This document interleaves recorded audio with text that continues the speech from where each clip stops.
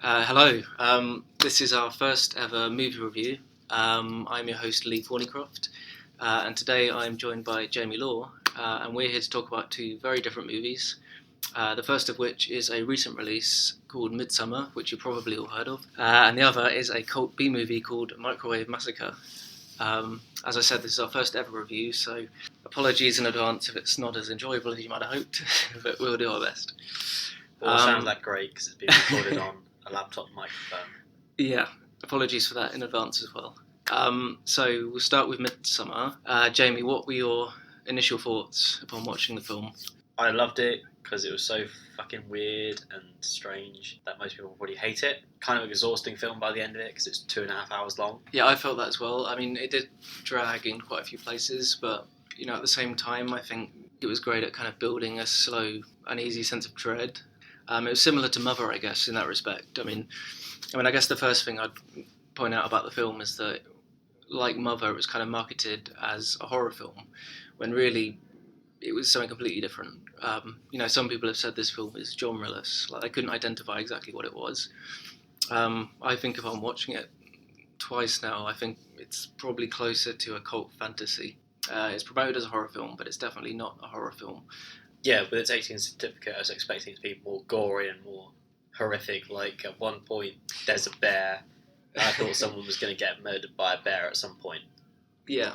I mean, the gore is used sparingly. I mean, for the first 45 minutes, there's no gore at all. Everything seems perfectly fine when they arrive at the location. Yeah. They take mushrooms to begin with, and then nothing too out of the ordinary. This is what happens at festivals, ceremonies, and things like that. It's a dumping ground for drug addicts and people that want to drink alcohol and get away from the law. I guess the difference with Midsommar compared to something like Mother is that it's not entirely allegorical. Midsommar kind of has two layers to it. It kind of looks at the interpersonal relationships of the characters on one hand, and on the other hand, you have the externalization of the characters' internal conflicts, which is presented in the form of the rituals and the ceremonies that take place at the festival. Yeah. A lot of people didn't make that comparison when I started watching the film. Some people thought that there was a subplot that was completely abandoned halfway through, which was to do with the death of Danny, the main character's family. Yeah, because at one point, two older people die, and then she sees visions of her family. Yeah, but with everything that happens with Christian, the boyfriend, and their kind of relationship, everything that happens thereafter, after the first half of the film, is all related to their relationship. Yeah, and that relationship is built to make you hate Christian as well, because the way he acts is kind of just subpar to what's going on around. Yeah. I was going to mention this at the start, but I think even though both movies seemingly are completely unrelated, Microwave Massacre doesn't seem like it has anything to do with Midsommar. But I think what they both have in common is they're both kind of breakup movies in a very weird way. They're both completely different. Yeah, but they both basically has breakup elements around it. Yeah. The difference between those two films, though, is the attention to detail. I mean, you could watch Midsommar several times and you'd always see something different in it. I don't know if you noticed, but the paintings on the walls always seem to foreshadow what happens later on in the film. Yeah, there's a scene with the pie and stuff like that. The pie eating. A lot of people make a comparison to Mother for this movie, but I would probably make the comparison to 2001: A Space Odyssey. Why is that? Because it's a movie that's a very slow build-up and has a lot of different elements, even though 2001's about space. It almost is kind of out of a cult, surrounded by one object. And that object is the burning of a building and of people. In some strange way, they could make a sequel. It will be under a completely different guy. It's a different name. Yeah, this is not the kind of film that would prompt a direct sequel, so it wouldn't be called Midsommar 2. It would more likely be a spin-off or something that connects to, the wider context of the film. So maybe the traditions that take place in Sweden during Midsommar. But it would follow probably a different set of characters. And hopefully Ari Azara, I don't know how to pronounce the director's name, and the writer? Ari Aster. Yeah. Who also directed Hereditary only last year. Yeah, and hopefully he won't make another horror film and paint himself into a corner like a lot of directors do and writers do. Yeah, I mean, there's him, and then there's the director of Us, Jordan Peele. And he was only last year he released, or 2 years ago, he released his last film. Yeah. I don't know, I mean, it can work out in their favour, but they can't have too many hits before they're going to miss. I mean, they've both made 2 films now, Yeah, and Jordan both Peele's of which have already been successful. done- Both Jordan directed. Peele's done the TV show now. Yeah. He's done Twilight Zone, and he's already a set comedic known name. Yeah, in so the he's comedic moving on to field. other things. Yeah. I guess in comparison to something like Mother, it's a lot more direct, I think, and what you see is kind of what you get. Even if something isn't immediately obvious, you do have to pay attention to the paintings, and after watching it a second time, you might realise something you didn't realise the first time. But the elements are all there. Everything that you see around you is connected in some way. And on that note, I think it's all to do with family. I'd say family is probably a overarching theme of Midsommar. Finding a family. Danny's lost a family at the beginning of the film, and at the end, she kind of sheds her old life. Both films To are. gain a new family where she can feel accepted. Yeah, both the 2 films about Hereditary and Midsommar are about loss. Yeah. Coping with that loss, like Danny coping with the loss of her family, and then Toni Collette's character in Hereditary dealing with the loss of her mother, and also loss of a daughter in the film as well, which also is covered quite gruesomely. Yeah, I mean, I was wondering why it was an 18 before I walked in. There are some gory moments, but I think the main reason is because of the orgy scene that takes place towards the end of the film, which was quite unexpected. Yeah, you can have extreme gore on a 15 in a film like a 15, like Deadpool or something. Yeah. But the moment you throw sex in there, that's an automatic 18. Yeah, and I was surprised that they didn't mention it during the film's opening when the titles came up. It's just said, "Oh, it's an 18 because it contains strong gore," which is fair enough. But then Mother just said strong violence. Didn't say anything else. But I think with both of those films, they're both quite disturbing. And I think when you look at age certificates, you have to look at the overall tone of the film and how it affects you on an emotional level. The only real difference between Midsommar and Mother is a million miles per hour movie part way. So you'll see her give birth to the baby, then 10 seconds or 2 minutes later they're eating the baby, and then another few seconds there's a war scene, and then you've got an entire sane part going around. Yeah, and I think with that movie, it kind of goes from a 1 to a 10 within the last half an hour. And I think Midsommar has gory elements that do shock you, like the 2 elders jumping off the cliff fairly early on. That happens, and then for the rest of the film, you're kind of wondering, what's going on. Them jumping off the cliff might seem like something they've added in as kind of a horror trope, like something you'd see in The Wicker Man. Yeah. But I think the film treads a fine line between tradition and traditional horror tropes that you find in cultist movies. What happens? Which horrific element is tradition, and which horrific element is to do with shocking the audience through the use of horror. Yeah. And that back and forward kind of makes you feel uneasy because you don't quite know what the motives of this cult are, what they want. Yeah, what I've heard from Wicker Man is Wicker Man's really simple to begin with, and then reach the point where it's a really weird movie by the end of it. And then you've also got the Nicolas Cage one where there's one similarity is a character is put in a bear suit, and Nicolas Cage wears a bear suit in The Wicker Man.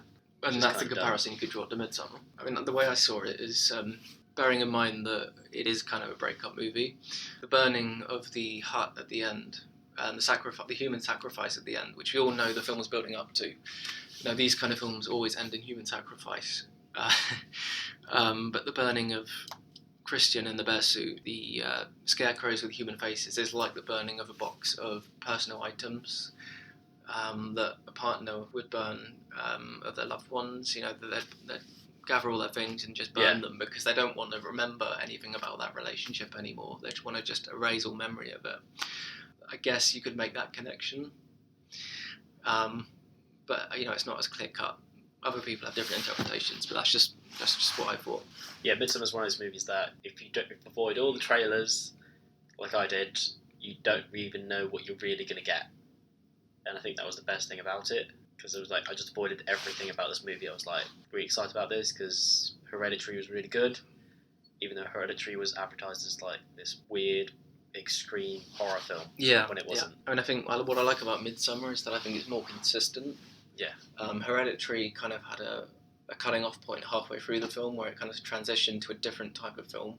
Like the first half was very was very much a drama with horrific elements, and then the second half it kind of spiraled into a more conventional, not completely, but it employed a lot more horror tropes in the second half of the film. Yeah, Toni Collette's character in Hereditary goes to see a person that realises that she knew her mother, and then it ends up becoming more apparent that that woman knew their mother in a more intimate way. Which is why I preferred the first half, but with something like Midsommar, I like that it was consistent, and even though it might seem like there's a subplot that develops in the first half and goes nowhere, I think the film works on a kind of allegorical level. The first bit with the death of the family of Danny is just kind of brushed under the carpet part way through the movie. Yeah. And then you completely forget that actually happened, and then she gains a new family eventually at the end of the film. Yeah, and I think that's something that you kind of realise right at the end. And you think, oh, that first half connects to this now. But, overall, I think Hereditary was better, in my opinion. I thought Midsommar was good, but I preferred Hereditary. I just appreciate that it was an original film that wasn't what I expected based on the trailers. And I think there really should be more films like that. Yeah, there should be more films, not advertised like pure horror films, because people get the wrong idea, and some people just get angry, not seeing what they want. Like Drive is a thriller building up one, and then it was advertised as an action movie. Midsommar advertised as a horror film. It's a weird psychedelic drug trip filled movie that's kind of just, what the fuck did I watch? Which is always the best reaction to get at the end of a movie is, what the fuck was that? Yeah, there's nothing worse than a mediocre reaction. I think you should either really like a movie or really hate a movie. Yeah. And I would rather watch a movie I really hated than one that I'm just like, one that I don't really react to. So yeah, do you have anything else you want to talk about with Midsommar? Or should we move on to our next movie? Yeah, so how many times have you seen this movie? I've seen Microwave Massacre 3 times. Right, so you probably have more to say about it than me. Yeah, I think the film was terrible, to be honest. There's a few things that I noticed about it. I mean, you can look at it in a more positive light. I think if you really want to stretch that far, you could say that it's intended to be a bad movie. But then people could say that about films like The Room. It depends if you want to jump on that bandwagon and say that it's a great bad movie or not, or you just want to admit that it's a bad movie. So which side do you kind of lean on? Do you see it as a terrible B movie, or do you see more to it? I see it as a really, really terrible comedy. Right. But the comedy is so drab and dry that it works. Like, before the movie actually came out, Rodney Dangerfield was actually meant to play the lead role. Right. But it ended up being Jackie Vernon, who isn't really more famous for doing stand-up stuff, and the voice of Frosty the Snowman in the cartoon. Yeah. And obviously this film was made in, 81, and that was released years later. It's just a terribly acted, terribly read, because when you're watching it, you can tell people are just reading the lines, and they're told, exaggerate your expressions. Okay, I was thinking that's one way you could look at it. If I was being nice on the film, I could make the argument that it's trying to be somewhat surreal, but technically the film doesn't imply that. If you were to look at something like a David Lynch film, I mentioned recently that you like weird films, as do I. So I think it'd be good if you to watch something like Eraserhead, because that is a surrealist film, and it does employ a lot of exaggerated elements. So with Microwave Massacre, there's like the oversized crab sandwich and the oversized microwave. Everything is exaggerated, but then technically the film doesn't have a dreamlike quality, or it doesn't have that surrealist quality that a David Lynch film would have. So that leads me to think that this isn't trying to be abstract in any way. This is just trying to be a cheap picture of the 80s. Yeah, because there's a lot of tits in this film. Like, it's very explanatory that there is quite a bit of nudity in it. Yeah. Like, the film opens with tits, which is kind of like, this is so 80s that this is an 80s cliche. Yeah, I mean, it's, objectively speaking, it is a bad movie. But there are some people that try really hard to see something good in the movie. Like, I tried to, because we're reviewing a good movie, like Midsommar, and then we want to compare it with something that has a certain similarity in that they're both breakup movies, as I mentioned. Yeah. And I think that's where we'll draw the line.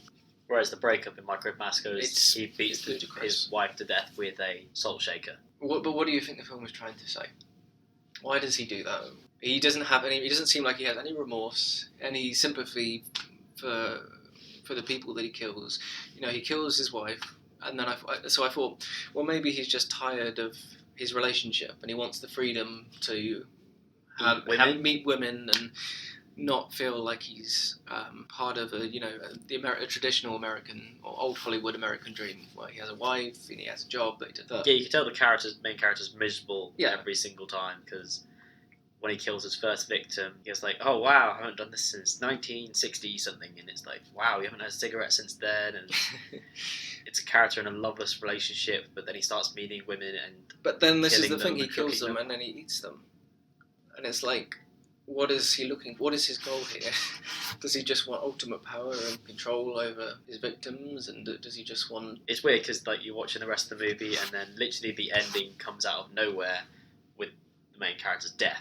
Yeah, and it's... I'm assuming what happened is his dead wife... there's a supernatural element that comes in towards the end of the film. The wife's head just disappears and reappears somewhere else. It's like it's been possessed. And then the eyes light up right at the end of the movie. Yeah. And then you get the spooky sound effects, which is kind of really dumb. Yeah. Even the credits themselves are dumb.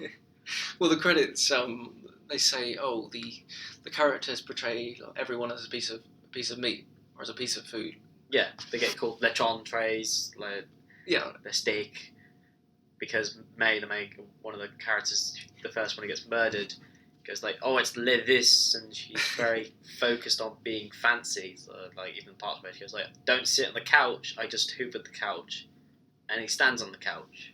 But she doesn't say anything about him standing on the couch, even though she's looking at him. I think she doesn't complain about that. That's a problem I have. Is you just said you did hoover the couch, but you're not complaining about him standing on it. But I want to see something good in the film, and I want it to go down a certain route so I can connect the dots and say, this is what it's really about. Compared to The Room, The Room is a bad movie that Tommy Wiseau wanted to just make, whereas Massacre was a movie they wanted to make and they just made it. Yeah. And it turned out really bad. That's the key thing about it. It just turned out really bad. Yeah, and oftentimes it's to do with the script. The script is the beat of the entire project. If that falls apart, then it doesn't matter how technically brilliant it is, it's not going to win the awards, be elevated. Yeah. Everybody else, apart from Jackie Vernon, when reading their lines, sounds really stiff and wooden. But would you say it's deadpan humour? In the same vein as something like The Killing of a Sacred Deer? It's very different from The Lobster and Killing of the Sacred Deer. Killing of the Sacred Deer is just wooden and stiff, and The Lobster's the same. Whereas, they're trying to make it sound like a joke in Massacre. When he delivers, oh, so-and-so, and it's like, oh, wow, that was really dry, but it's kind of funny how you delivered it. The main character's line delivery was, the same throughout the entire film. The way he'd speak to all of the characters was exactly the same. Even the bartender. The bartender's probably one of the better characters, because he's like, why does everybody come to me with problems? I've got hemorrhoids and it scares away the people, and it's okay, that works. Which is what happens in a lot of these old Hollywood films. A character, at the end of the second act, there's always a moment, often when the character reaches their lowest point. And they're all alone, and they go drinking in a bar, and they complain about how bad their life is. And they speak to a bartender, and I think this is a nod to that. Which is why I was thinking, if you look at the film overall, is it a social commentary on American lifestyle? Yeah. Also, the fact that Jackie Vernon's line delivery is so deadpan and dry every single time, but yet he managed to bring all these women back to his place to sleep with them, sleep with them, and then kill them and cook them, and then feed them to his friends on the construction site. It's like, what? Why? Even though they're explaining oh, this is really good, because almost every single time someone's being cooked in a movie, everyone's like, oh my god, this is actually amazing, and they don't realise it's people. It just seems strange. As soon as he serves his friends, his wife's arm. Yeah, they say his that's friends really think, good. They don't notice that it's human flesh. They think, maybe it's pork, or maybe it's chicken, or maybe it's something else. Yeah. But as soon as that happens, they develop a kind of respect for him that he didn't have before. They start hanging out with him because they think he left his wife as well. And there's also a part where his wife's sister shows up, and you can tell that he hates her as well, and then locks her away in a cupboard that only gets found after he's died, and the people are moving stuff out. Yeah, I mean, I did like the detail with the bread getting mouldier every time the door opened. Yeah, that was quite funny. It implies the passage of time. Yeah, that was the most consistent thing in that movie that actually felt like, I think we should have the bread go mouldy a bit in her mouth. Yeah, they actually thought that through. Yeah, they actually thought that bit through. I feel like his death wasn't thought through, though. It was like, okay, the character's got to die now. Yeah. Because he has a bit of a problem with his heart at one point when he's cooking food, and then he gets a pacemaker. Only then, until he's, like, dead, you realise, oh, the microwave messed with his pacemaker. And you're thinking, this microwave may cause people problems with pacemakers. But then there's another line from the construction, the workers moving the microwave out. It's like, hey, these wires are crossed. Oh, that would cause havoc for someone with a pacemaker. Was the microwave installed wrong, or did the microwave actually just kill him because of the pacemaker part? Like, that was confusing as shit. It's not made very clear. Yeah, it's not a very clear movie in a sense at all. No, and I think if the two guys hadn't come in afterward, if the film had just ended there, it wouldn't have been. It's like they were trying to connect the dots right at the end and link everything together. So it's a bit of an inconsistent movie compared to Midsommar, like we just discussed. It's not. And you could watch Microwave Massacre twice in the whole time. You could watch Midsommar for how long it is. Midsommar's like 2 hours 40. Microwave Massacre's like an hour 15. Yeah, but you know the thing is, even though Midsommar kind of dragged a little bit, I think it's a testament to the director that he can make a film that has a lasting impression on you. Yeah, when you look an actual interest in it. Yeah. Whereas Microwave Massacre's like, you'll watch on TV, you'll be like, that was really shit, and you'll turn it off afterwards, and you won't think about it ever again. I mean, the difference is that Microwave Massacre is very on the nose. Midsommar is constantly getting you to think about why everything's happening, how it's happening, and that kind of persists throughout the film's much longer runtime. You know, I found Midsommar much more enjoyable, and I went back to see it again. Whereas Microwave Massacre, I'd see it once. I'm not gonna watch that again. So I hope you've enjoyed this short podcast episode. Hopefully we'll do another one with a newer film and an older film. Yeah, it's kind good. of similar vein to do this thing again. Yeah, it's good to compare two very different films. I mean, I didn't realise until today that they were both linked in some way. I mean, they're both breakup movies. That's the consistent theme throughout both of them. But otherwise, they're two very different movies. You know, I hope this review has given you an understanding of the films, and I hope it's made you decide whether or not you want to see the films. I hope you agree with me that Midsommar is a lot better than Microwave Massacre. Thanks for listening to our review. Hopefully we'll be back soon with another review, and we'll talk about two very different movies. But they are quite similar in a way, at least a bit. Yeah. But in the meantime, thanks for listening, and goodbye.